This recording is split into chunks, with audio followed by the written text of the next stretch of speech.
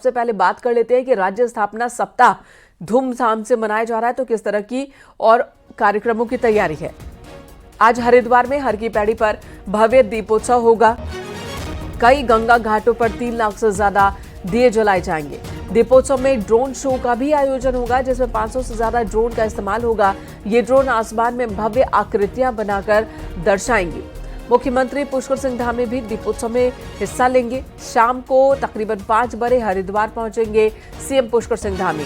सबसे पहले मुख्यमंत्री हरिद्वार के देवपुरा में बनकर तैयार हुए क्रिकेट स्टेडियम का उद्घाटन करेंगे, जिसके बाद नवनिर्मित हर की पैड़ी पुलिस चौकी का भी सीएम उद्घाटन करने वाले हैं।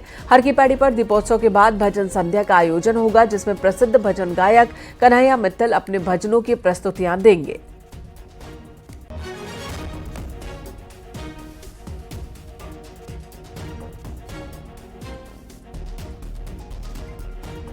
भल्ला स्टेडियम जो नया निर्माण किया गया है, भल्ला स्टेडियम का उद्घाटन किया जाएगा।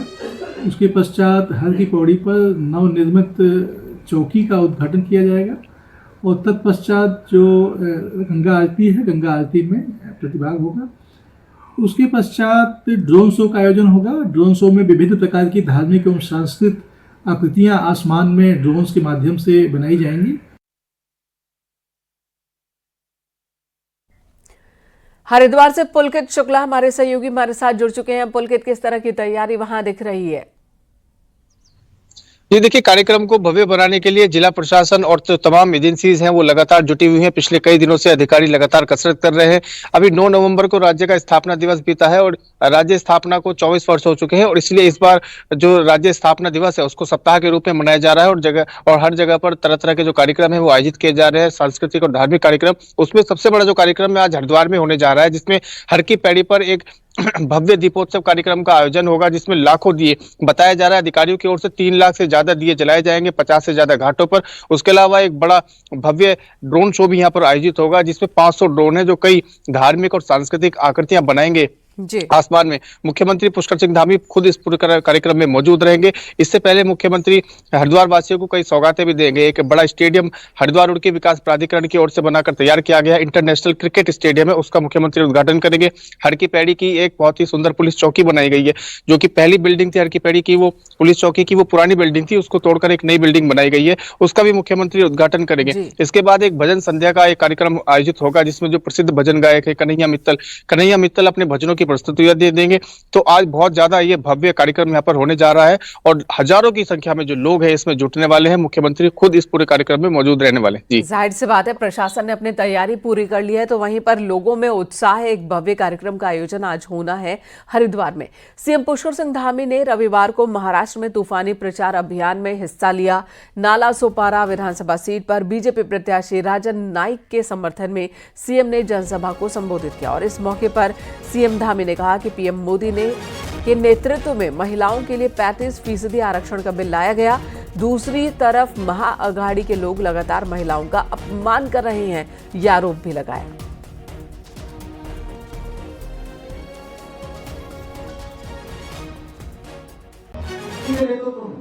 महिलाओं के लिए 35% का आरक्षण देश की संसद में, देश की विधानसभाओं में सुनिश्चित किया गया है।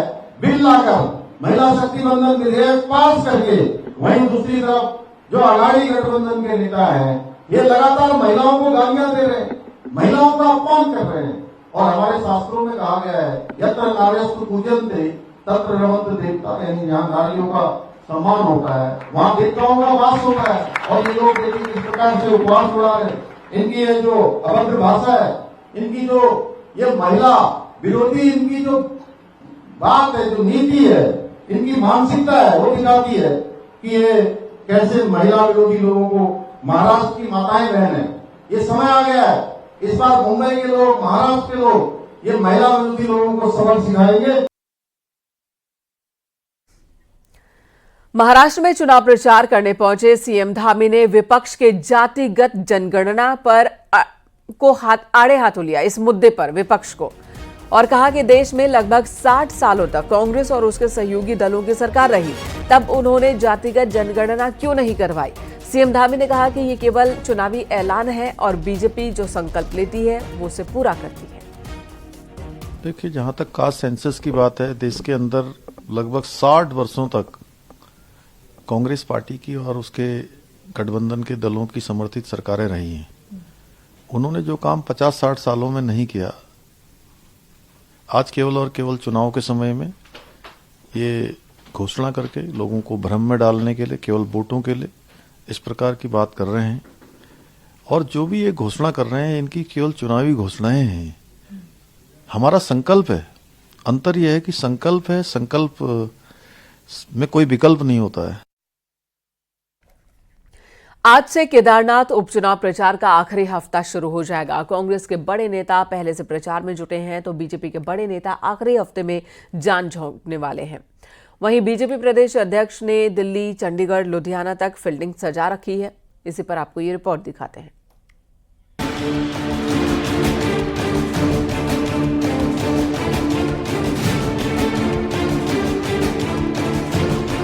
केदारनाथ का उपचुनाव सिर्फ कहने को उपचुनाव है, वरना सच ये है कि सत्ताधारी बीजेपी हो या विपक्ष में बैठी कांग्रेस, दोनों के लिए ये सीट नाक का सवाल है। एक एक वोट को साधने के लिए कांग्रेस के 4 बड़े नेता जहां अलग अलग प्रचार कर रहे हैं, तो गढ़वाल से लोकसभा में कांग्रेस उम्मीदवार गणेश गोदियाल बद्रीनाथ के बाद यहां दमखम से जुटे हैं। गढ़वाल में कांग्रेस का कार्यकर्ता जी जान से पार्टी के साथ है, ये संदेश कांग्रेस केदारनाथ से देना चाहती है। यही वजह है कि यशपाल आर्य, हरीश रावत और करण माहरा के साथ साथ गणेश गोदियाल प्रचार अभियान में जुटे हैं। वहीं बीजेपी सोमवार से अपना प्रचार अभियान तेज करेगी। बीजेपी प्रदेश अध्यक्ष महेश भट्ट अब लगातार केदारनाथ में रहेंगे, तो 12 नवंबर को मुख्यमंत्री पुष्कर सिंह धामी अनुसूचित जाति सम्मेलन में शामिल होंगे। इसके अलावा कैबिनेट मंत्री और सांसद भी 18 नवंबर की शाम 5 बजे तक केदारनाथ में नजर आएंगे। 12 तारीख से लेकर लगातार 18 तारीख तक मेरा भी अनेकों गांवों में जाना होगा। माननीय मुख्यमंत्री जी 12 तारीख को हमारा वहां पर हमने अनुसूचित जाति का एक बड़ा सम्मेलन करने का निश्चय किया है। उसमें माननीय मुख्यमंत्री जी की सहभागिता रहेगी। उसके बाद महिलाओं का सम्मेलन और हमारे जो पूर्व सैनिक है, इनके सम्मेलन की कड़ी हमने बनाई हुई है। बीजेपी के लिए केदारनाथ सीट को फिर से हासिल करना साख का सवाल है। यही वजह है कि दिल्ली, गुरुग्राम, चंडीगढ़ और लुधियाना में रहने वाले वोटर पर भी बीजेपी की नजर है। रविवार को लुधियाना में ऐसे ही प्रवासियों के साथ बीजेपी प्रदेश अध्यक्ष महेश भट्ट ने बाकायदा मीटिंग की। एक अनुमान के मुताबिक इन शहरों में केदारनाथ विधानसभा क्षेत्र के करीब 1000 वोटर हैं, जिन्हें 20 नवंबर को बीजेपी जीत के लिए पोलिंग बूथ तक लाना चाहती है। में जो लोग यहाँ से बाहर अपनी आजीविका के लिए गए हैं, उन मतों को लाने का उनका दारोमदार है। और यही कारण है कि बीजेपी के बड़े बड़े नेता यहाँ प्रचार में नहीं है, वहां जाकर प्रचार कर रहे हैं, उनको यहाँ लाने की जुगत कर रहे हैं। इस बात को दर्शाता है कि बीजेपी की सरकार ने केदारनाथ के साथ छल किया है और अब उनको यहाँ के लोगों पर विश्वास नहीं है, इसलिए बाहर से मत लाकर वो लोगों का जो ओपिनियन है उसको बदलना चाहते हैं। उत्तराखंड में बीजेपी के लिए इस वक्त सबसे बड़ा चैलेंज केदारनाथ उपचुनाव जीतना है, क्योंकि इस सीट पर हार हो या जीत, दोनों सूरत में संदेश पूरे देश में जाएगा। ऐसे में प्रचार के आखिरी हफ्ते में केदारनाथ में दोनों पार्टी दम दिखाने में कोई कोर कसर नहीं छोड़ना चाहती और दोनों पार्टियां इस वक्त केदारनाथ में एक एक वोट के लिए मशक्कत कर रही हैं। दीपांकर भट्ट, न्यूज़ 18, देहरादून। रुद्रप्रयाग से खबर आ रही है, जहां केदारनाथ उपचुनाव को लेकर आज से मतदान की प्रक्रिया की शुरुआत हो जाएगी। आज दिव्यांग और 85 साल के बुजुर्ग मतदाता आज और कल मतदान करेंगे, जिसके लिए पोलिंग पार्टियां घर घर जाकर मतदान कराएंगी। आपको बता दें, केदारनाथ विधानसभा में 85 साल से ज्यादा के 173 बुजुर्ग मतदाता हैं, जबकि 20 दिव्यांग मतदाता हैं। तो इन सबों के घर पहुंचकर पोलिंग पार्टियां वोटिंग करवाएंगी।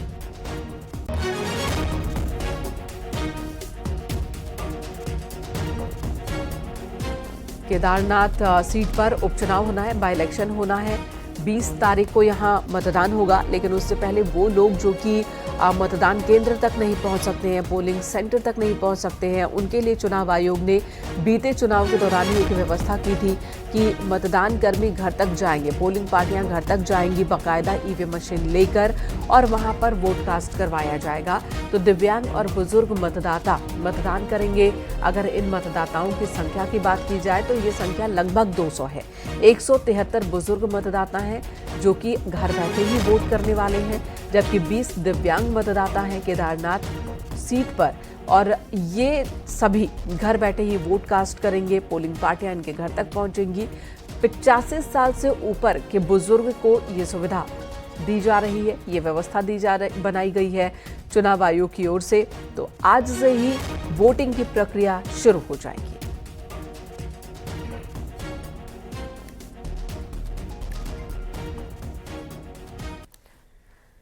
यूनिफॉर्म सिविल कोड यानी कि यूसीसी को लेकर उत्तराखंड तमाम दूसरे राज्यों के लिए नजीर बना है। 9 नवंबर को यूसीसी लागू होने की उम्मीद थी, लेकिन अभी इसके लिए थोड़ा और इंतजार करना होगा। लेकिन धामी सरकार के इस कदम की तारीफ कर प्रधानमंत्री मोदी ने दूसरी बार सेक्युलर सिविल कोड को मैसेज देने पूरे देश में ही दिया है। देखिए रिपोर्ट।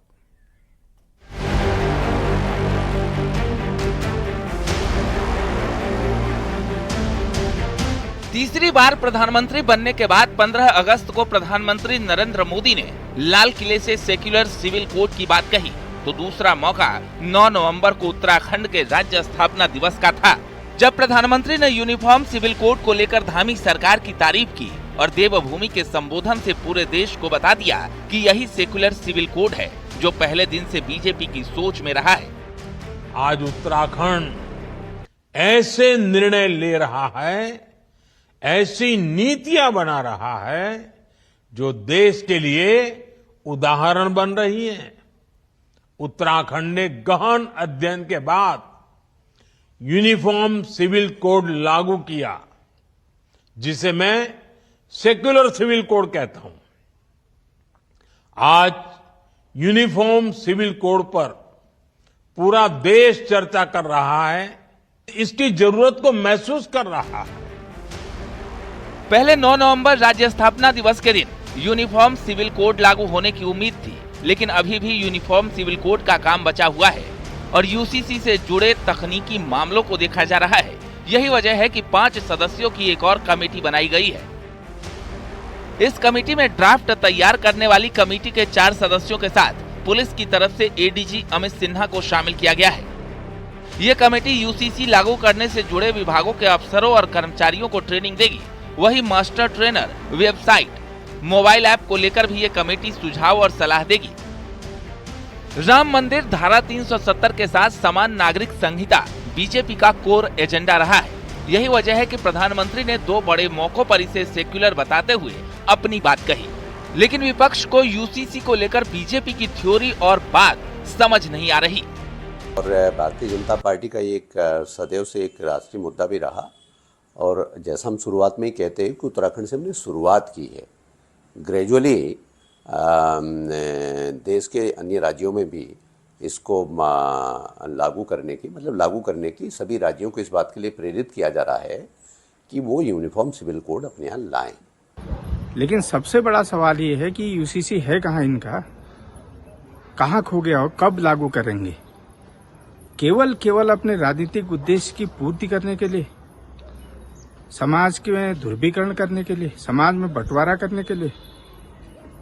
यूसीसी के प्रति सरकार ईमानदार नहीं है, ये बात हमने पहले भी कही थी, आज भी कह रहे हैं।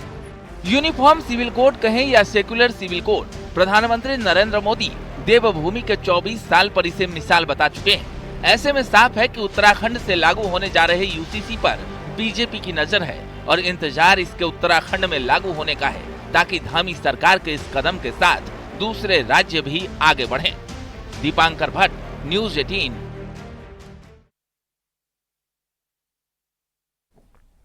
उत्तराखंड के संत समाज ने वक्फ बोर्ड की तर्ज पर सनातन बोर्ड बनाने की मांग शुरू कर दी है। संतों का कहना है कि जिस प्रकार मुस्लिम लोगों के लिए बोर्ड काम कर रहा है, इस तरह से सनातन धर्मियों के लिए भी सनातन बोर्ड का गठन होना चाहिए। संतों ने कैबिनेट मंत्री प्रेमचंद अग्रवाल से जल्द उत्तराखंड में सनातन बोर्ड के निर्माण के लिए ठोस कदम उठाने की मांग की है, जिससे सनातन धर्म के लिए सरकार भी काम कर सके। वहीं प्रेमचंद्र अग्रवाल ने भी सनातन बोर्ड की मांग का स्वागत किया।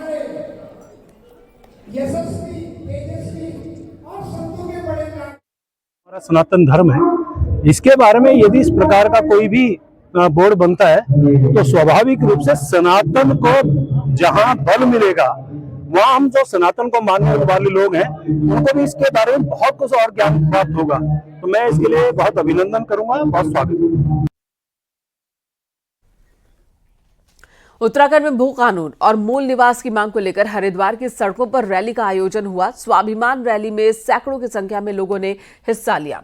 ऋषिकुल मैदान से लेकर हर की पैड़ी तक पैदल मार्च निकाला। रैली में शामिल सामाजिक संगठनों के प्रतिनिधियों ने कहा कि उत्तराखंड में ठोस भू कानून बनने के साथ साथ 1950 के आधार पर मूल निवास जारी किया जाए। इन मांगों को लेकर राज्य के हर जिले में जागरूकता अभियान चलाया जाएगा और मांग पूरा न होने पर, यानी कि मांग अगर पूरी नहीं होती है तो उग्र आंदोलन की चेतावनी भी दी गई है।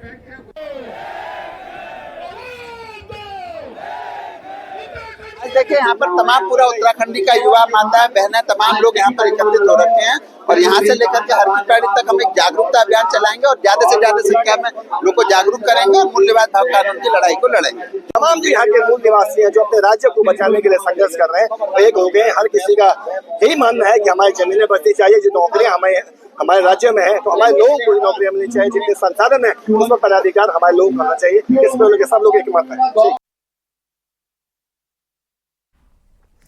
हरिद्वार नजीबाबाद हाईवे पर गन्ने से भरे एक ट्रक में अचानक ही आग लग गई, जैसे ट्रक का अगला हिस्सा खाक हो गया। बताया जा रहा है कि ट्रक में खाना बनाने के दौरान हादसा हुआ। फायर ब्रिगेड की टीम ने मौके पर पहुंचकर आग पर काबू पाया।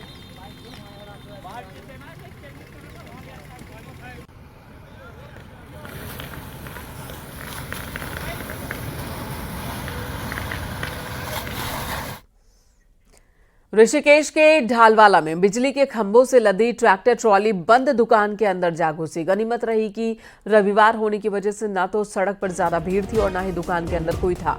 पुलिस ने असावधानी से ट्रैक्टर चलाने का चालान कर चालक को गिरफ्तार किया है।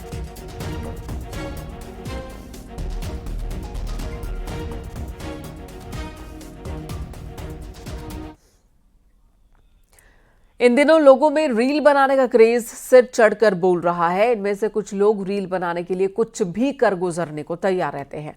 हल्द्वानी में भी कुछ ऐसा ही दिखा, जहां एक बाइक सवार एक गाने पर रील बनाने के चक्कर में जेल चला गया, क्योंकि इस बाइक सवार ने बिना शर्ट और टी शर्ट के न सिर्फ बाइक चलाई बल्कि रील भी बनाई, जिसकी खबर जैसे पुलिस को लगी, पुलिस ने इस रीलबाज युवक को गिरफ्तार किया है।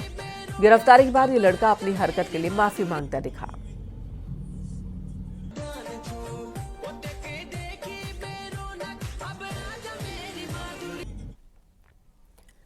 देहरादून से खबर, जहां हॉस्टल में छात्र की जमकर पिटाई हुई है। लड़कों के एक गुट ने हॉस्टल में छात्र को पीटा।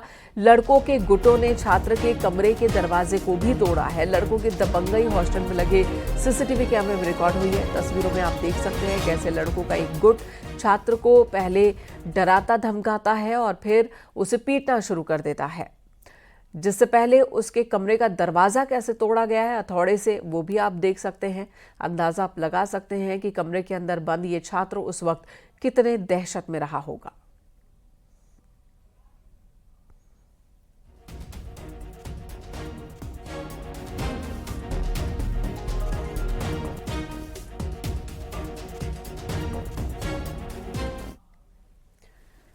हरिद्वार एसएसपी के आदेश पर मंगलौर पुलिस ने आपराधिक किस्म के 4 आरोपियों को एक महीने के लिए जिला बदर किया। इन आरोपियों पर हत्या की कोशिश, धोखाधड़ी, मारपीट समेत कई मामले दर्ज हैं। पुलिस ने ढोल नगाड़ों के साथ चारों को सीमा पार भेजा। सभी आरोपी हरिद्वार जिले के रहने वाले हैं। यशपाल पुत्र सिद्धक निवासी ग्राम की आप सभी को सूचित किया जाता है।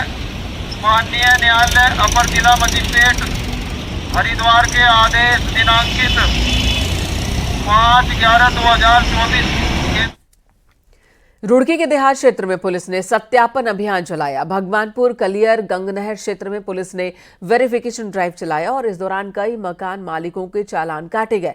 बिना वेरिफिकेशन के यानी कि बिना सत्यापन के किराएदार रखने पर चालान काटे गए। पुलिस का कहना है कि वेरिफिकेशन ड्राइव चलता रहेगा ताकि बाहरी लोगों का सत्यापन हो सके।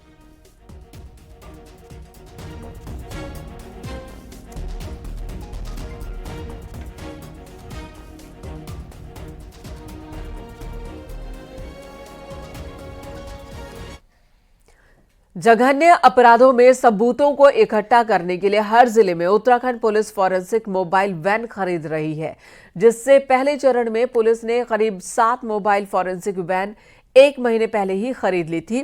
लेकिन इन वैन को ऑपरेट करने के लिए ऑपरेटर और एक्सपर्ट्स अभी तक पुलिस के पास नहीं है, जिसकी वजह से ये वैन केवल शोपीस ही बन गए हैं। पुलिस हर जिले को एक वैन के साथ हर थाना स्तर पर बाइक के साथ मोबाइल क्राइम किट खरीदने जा रही है। साथ ही 300 कर्मचारियों की भी डिमांड रखी गई है। उसके बाद जो है लगातार जो है पुलिस इसमें जो फॉरेंसिक हमारी टीम है, तो हम चाहते हैं कि फॉरेंसिक टीम का हमारा जो दायरा है और बढ़े। तो पहले हमारे पास जो है स्टेट लेवल पे देहरादून में टीम और कुमाऊं में उसकी रीजनल फोर्स थी। इसके अलावा जो है अल्मोड़ा में और श्रीनगर में भी उसकी ब्रांचेस थी। तो अब हम चाह रहे हैं कि उसको जो है हम सर्कल लेवल पे, थाना लेवल पे भी हमारी फोर्स बढ़े। शासन को इस संबंध में प्रस्ताव गया हुआ है। ऋषिकेश की चीला शक्ति नहर में एक शव बहता नजर आया, जिसके बाद हड़कंप मच गया। सूचना पर मौके पर एसडीआरएफ की टीम पहुंची तो देखा शव नहर में बह रहा था। टीम ने शव को बाहर निकाला और पुलिस को सौंपा। शव की शिनाख्त नहीं हो पाई है। बताया जा रहा है कि शव एक पुरुष का है, जिसकी उम्र 35 से 40 के बीच है।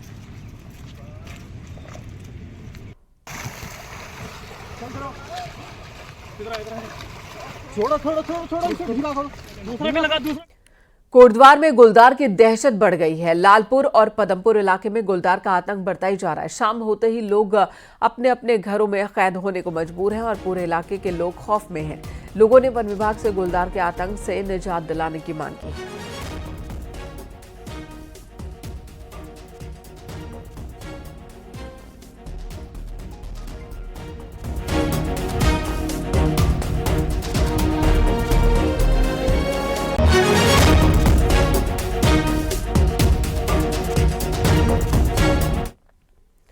जोशीमठ में भालू की दहशत इतनी बढ़ गई है कि दिन में ही भालू इधर उधर भागते दिखाई दे रहे हैं। जोशीमठ के सुनील वार्ड के नोग मोहल्ले में शादी समारोह की तैयारी चल रही थी, तो इसी बीच भालू भी शादी समारोह वाले घर के पास से भागता हुआ दिखाई दिया, जिसकी वजह से लोगों में दहशत बढ़ गई।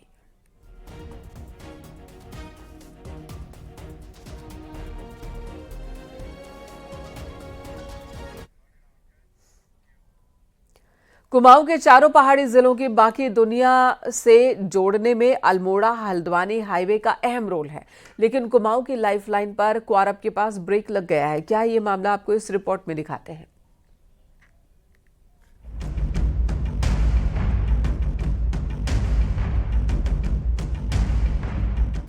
हल्द्वानी अल्मोड़ा हाईवे पर क्वारब के पास दरकती पहाड़ियां मुसीबत बन गई हैं। बीते करीब 1.5 महीने से हाईवे पर लगातार लैंडस्लाइड हो रहा है, जिसकी वजह से लोगों को आवाजाही में भारी दिक्कतों का सामना करना पड़ रहा है। वहीं सड़क के ट्रीटमेंट के लिए रात को प्रशासन हाईवे पूरी तरह बंद कर देता है। क्वारब पुल का जो ट्रीटमेंट है, इसके लिए हमने टीएसडीसी की टीम मंगाई थी, भूगर्भ शास्त्रियों को भी बुलाया था, बहुत सारे लोग सर्वे ऑफ इंडिया की टीम भी आई थी और हमारे एनएचएआई के लोग, एनएच के लोग और हमारे पीडब्ल्यूडी के लोग, सारे लोगों ने, बहुत सारा प्रशासन, जिला प्रशासन, सबने इसमें अपने अपने तरीके से योगदान दिया है। मगर अभी हमारी टीएसडीसी ने इसको रोकने के लिए, इसकी रोकथाम के लिए डीपीआर बनाई है और डीपीआर को हम सेंशन करते हैं। 2010 से घटना हो रही थी और इस समय एकाएक ट्रिगरिंग हो गई है और काफ़ी तेज़ी से मलबा आ रहा है। रात्रि में तो हम लोगों ने यातायात बंद किया हुआ है और इस पे एनएच कार्रवाई कर रहे हैं। एनएच के अधिशासी अभियंता से बात हुई है, उन्होंने कहा है कि 3 दिन में इसमें कार्य शुरू हो जाएगा। हाईवे निर्माण की वजह से रात को सड़क बंद की जा रही है, जिसके खिलाफ अब कारोबारी आंदोलन करने की बात कह रहे हैं। दरअसल रात को हाईवे बंद होने की वजह से कारोबारियों का सामान नहीं आ पा रहा और सड़क खराब होने की वजह से पर्यटक भी नहीं आ रहे, जिसकी वजह से कारोबारी बेहद खफा हैं। कारोबारियों का कहना है कि 1.5 महीने से हाईवे को रात में बंद किया जा रहा है, लेकिन हालात अब भी जस के तस बने हुए हैं। जब से रात का समय ही टूरिस्ट का रुकने का समय होता है और 8 से 6 बजे तक हमारा रोड काफ़ी समय से बंद हो रहा है। बंद होने से हमें कोई दिक्कत नहीं है, अगर बंद हो रहा है, अगर वहाँ पर काम भी चला और फटाफट उसको काम कंप्लीट किया जाए तो अच्छा रहेगा। अब रोड खाली बंद हो जाए और सुबह और कुछ काम ना चले तो इसमें पूरे पर्यटन, अल्मोड़ा शहर, सारा जिला और आगे पहाड़ों को बहुत काफ़ी नुकसान हो रहा है इससे। तो हम तो प्रशासन से मांग करते हैं कि आप इसको शीघ्र ही बंद कर रहे हैं तो इसमें काम भी स्टार्ट कराएं। अगर वहाँ पर कुछ काम स्टार्ट नहीं होगा तो हम व्यापार मंडल अन्य संगठनों के साथ धरना प्रदर्शन करेंगे और हो सकता है होटलों को भी हमें बंद करना पड़े कुछ टाइम के लिए। कुमाऊं की लाइफलाइन क्वारब पर ब्रेक लगा हुआ है, जिसकी वजह से स्थानीय लोगों के साथ साथ बाहर से आने वाले पर्यटकों को भी भारी दिक्कत हो रही है। वहीं प्रशासन का दावा है कि जल्द ही दिक्कत को दूर कर दिया जाएगा। न्यूज़ 18 के लिए अल्मोड़ा से किशन जोशी की रिपोर्ट। सीएम पुष्कर सिंह धामी ने विभागीय अधिकारियों को परिवहन नियमों का सख्ती से पालन करने का आदेश दिया है। परिवहन विभाग के चेकिंग अभियान के बावजूद अभी भी ओवरलोडिंग जारी है। विकासनगर के पहाड़ी क्षेत्र चक्राता और जौंसार बावर में माल वाहन हो या फिर सवारी वाहन सभी ओवरलोड करते नजर आए, जबकि परिवहन विभाग ने इसी रोड पर 2 दिनों में 218 चालान किए। बावजूद इसके ओवरलोडिंग जारी है।